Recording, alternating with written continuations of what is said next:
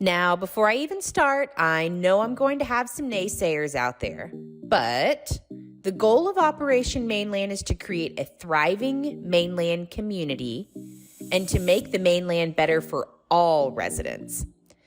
So this video's got to happen at some point, right? Somebody's got to be the bad guy. Somebody has to say it. So I'm going to take one for the team. That's right. This video is called How to Be a Good Mainland Neighbor in Second Life. And this is where we're going to talk about some of the basic social norms among mainlanders to live by. So what is a social norm? Social norms are the unwritten rules of behavior that are considered acceptable in a group or society. So some examples of these in real life could be flushing the toilet, or washing your hands, or maybe not eating off another person's plate at a restaurant without asking for permission first. They're not laws, but more rules of life that are expected of by the people around us. Social norms work to provide order and predictability in everyday life, and because nobody wants to be the bad guy, people do them because they want to belong. They usually follow these norms to avoid being outcast from a group as a whole. So in this example of society, for this video, I'm talking about Second Life, particularly residents that reside on the mainland. And the best way for us to have the best possible mainland that we can have is to all be good neighbors. We don't have to sing songs or hold hands to be good neighbors. In fact, doing a few little things can go a long way to making a better mainland for all residents on the SL grid. So here are 5 mainland social norms to try on our next piece of mainland property. Number 1.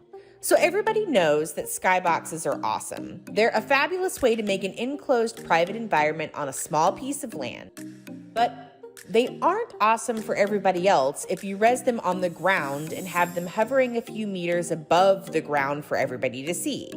It's easy to res a SKYBOX inside of your parcel and then set it to the height that other residents on the ground won't ever see. Simply turn on your property lines, like this, drop the prim inside the boundaries of your property, then set it to your desired height. Anything above 1,500 meters not only gives you additional privacy for your new home, but it also is not visible from anybody standing on the ground. Number 2, are you really only using your mainland parcel for your SKYBOX? Try dropping a few trees or some landscaping on the ground of your land, even if they're just the standard linden trees. Adding a little bit of landscaping creates beautiful horizons for your neighbors and helps make the land not look abandoned. Linden trees are not only free, but easy for regions to res, and they're low prim. So they're a cost-effective way to add a little life to a mainland parcel without dedicating loads of time, energy, and prims. Number 3, don't go crazy with the scripts. Lag is determined by many different things, but one of the biggest factors to determining lag in a region is the number of scripts that are running inside of that region. Think of scripts like mini computer programs. Some of them run all the time, some of them only when you touch them or on timed intervals, or other factors that determine when a script might turn off or on. We have them on our avatars and our hair and our clothes. Our furniture has them inside them to make the animations function. If you have pets or breedables, they're loaded with scripts that make them move or function or reproduce. Sometimes our homes and home decor even has scripts in them to change the colors or the way that they look. Remember this when you start dropping out items from your inventory. And if you notice that everything is suddenly very slow and laggy, it might have something to do with the number of scripts you have running in your area. If you can get into the habit of getting rid of scripts you don't need, you'll find that your entire SL experience will be better, not just for yourself, but for your neighbors as well. Number 4, ban lines suck. It makes it impossible to explore or get anywhere on the mainland if everyone's using ban lines. You might be driving or flying or sailing along only to hit an invisible wall. You can turn on the option to see them, but then everything becomes a sea of red. And even if you turn them off, it makes it really hard to get anywhere without bouncing off these force fields and having to go all the way around a parcel to get to where you want to go.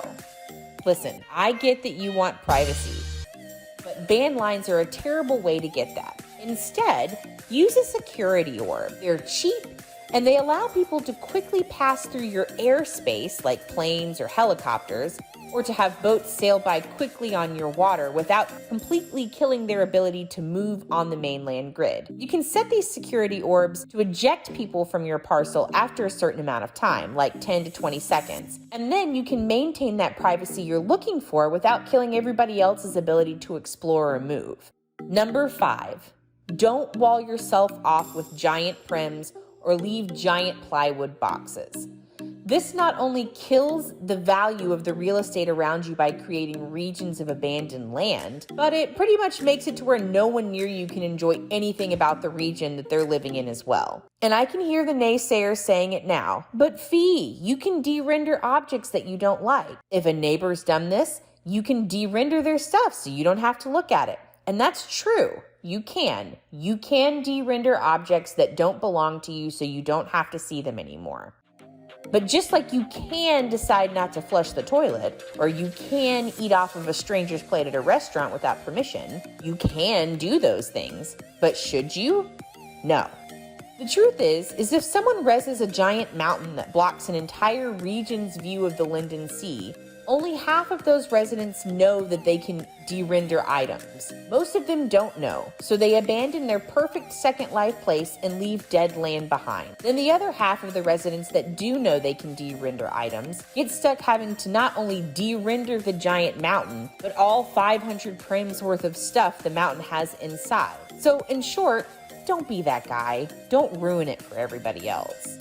So there you have it. 5 simple Second Life social norms that if you practice these, you're sure to be a great mainland neighbor. What'd you think? Did I miss any?